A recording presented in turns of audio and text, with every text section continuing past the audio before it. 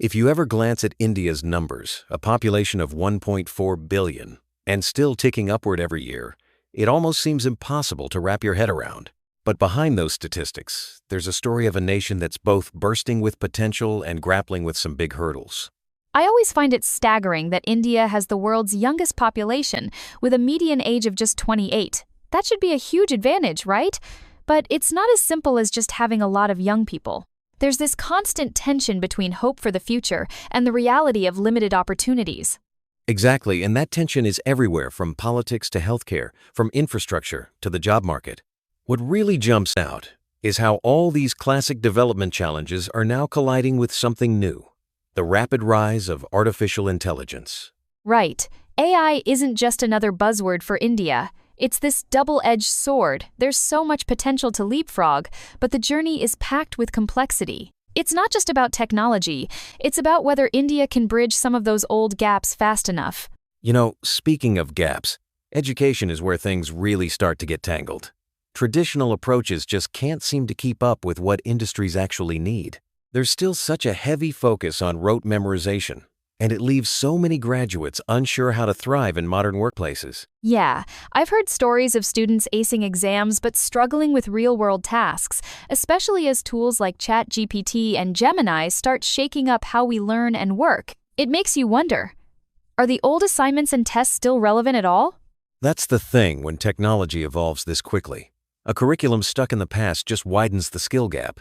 And if you've ever talked to young job seekers, it's clear they're frustrated. They want practical skills, but end up practicing outdated methods. It's almost like the job market and education system are talking past each other, and with unemployment rates rising, especially among educated young people, the stakes just keep climbing. Honestly, it's a bit of a race against time. That tension gets even sharper when you look at technology itself.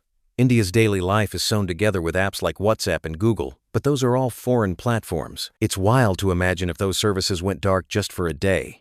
The whole country would feel it. I've actually seen small businesses grind to a halt when WhatsApp glitches for a few hours. That dependence is a real vulnerability. But what's interesting is the rise of homegrown companies like Zomato, and OYO. They're proof India can innovate, but the scale is still nowhere near what China's managed. Exactly, and that comparison with China always comes up. China's built a parallel ecosystem for everything WeChat instead of WhatsApp, Baidu instead of Google. India's taken steps, but the self-reliant tech infrastructure just isn't there yet. That actually reminds me of all those dinner table debates. Can India ever rival China as a global superpower? There's optimism, but without building more from within, it's hard to see how India breaks out of that dependency cycle. Let's dig into another piece of the puzzle: infrastructure. Reliable roads, water, electricity, these basics are still a struggle for millions. It's not just an inconvenience, it's a big reason why you see so many talented people heading abroad. There's something really bittersweet about the stories of top engineers and doctors leaving for better research labs or more predictable career paths overseas. It's not just about money, either. It's the promise of support and a system that values their ambition. Absolutely. And the brain drain hits hardest in sectors that India needs most, like tech, healthcare, and higher education. If the country can't offer strong research opportunities or a decent quality of life, it's almost asking its brightest minds to pack their bags. Funny thing, I recently met someone who left India years ago, and she said the moment wasn't about salary, but about realizing she'd reached a dead end. Until infrastructure and long-term prospects improve, that cycle's just going to repeat. Let's shift gears, because even if India solves some of those old problems, AI is reshaping the job landscape faster than anyone expected. Automation isn't just about robots in factories. It's coming for both blue and white-collar jobs. What surprises me most is how quickly roles that seemed untouchable are getting automated. Think about customer support or even some legal research. AI can already handle big chunks of those tasks. For a country already wrestling with unemployment, that's a scary prospect. Exactly. And the real worry is, what happens to all the workers displaced by these new tools?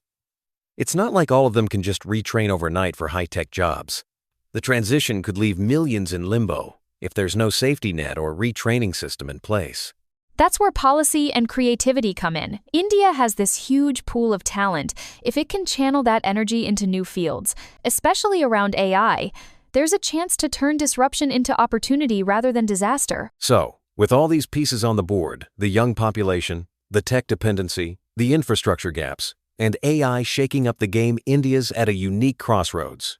The next decade is make or break. You can almost feel the urgency. On one hand, AI is this incredible engine for innovation. New jobs, better public services, smarter infrastructure.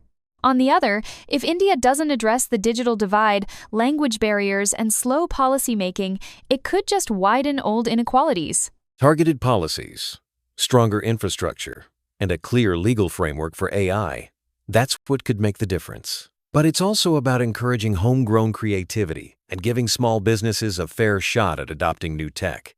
I keep coming back to that quote from APJ.